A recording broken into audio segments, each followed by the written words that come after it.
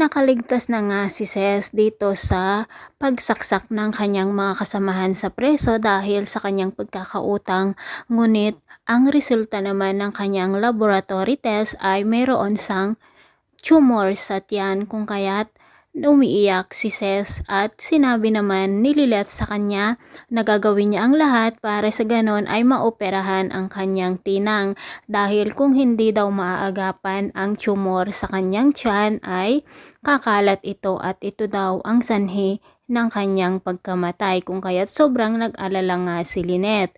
Nang malaman naman ni Nalani ang tumor ni Tinang ay sinisila naman niya si Lynette at sinabi nga na malas daw talaga ito sa buhay ng kanyang hipag.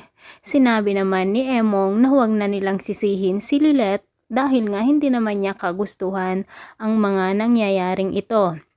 Samantala, kumuha naman ng extra income itong si Lynette at nagtanong nga sa kanyang kaibigan kung mayroon siyang alam. Mayroon ngang naganap na birthday party na kilala ng kanyang kaibigan at ginawa nga niyang clown itong si Lynette. Pero sa kasamaang palad ay hindi siya nagustuhan ng mga bata, lalo na ang may birthday, bagkus pinagbabato pa nila ito. Natumba nga si Lynette at mayroong nabasag na mga accessories, kung kaya't nagalit nga ang ina ng batang may birthday. Samantala, dito na nga po gaganapin ang graduation ni Lynette. At habang nasa jeep nga po siya, sa kasamaang palad na naman ay na-hold up ang kanyang bag. Pilit niyang hinabol ang hold-upper, kung kaya't nalaglag nga po siya sa jeep.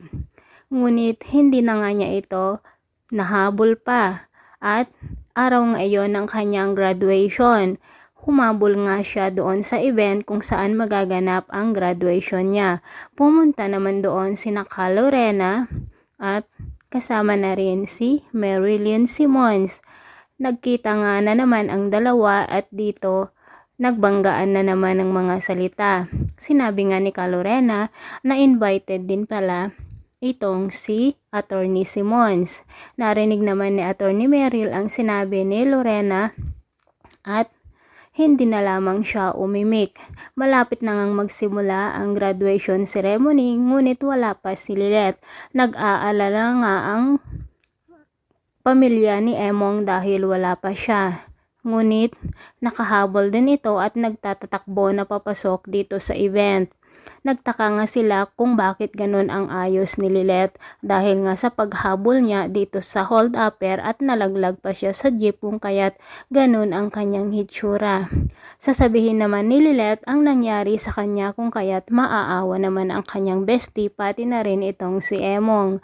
So abangan po natin mga kapuso kung ano ang makukuhang award ni Lynette dahil nga po gagraduate na siya bilang lawyer.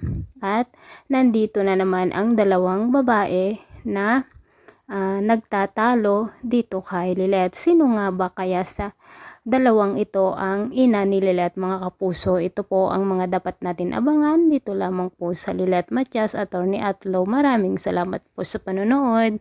Bye-bye!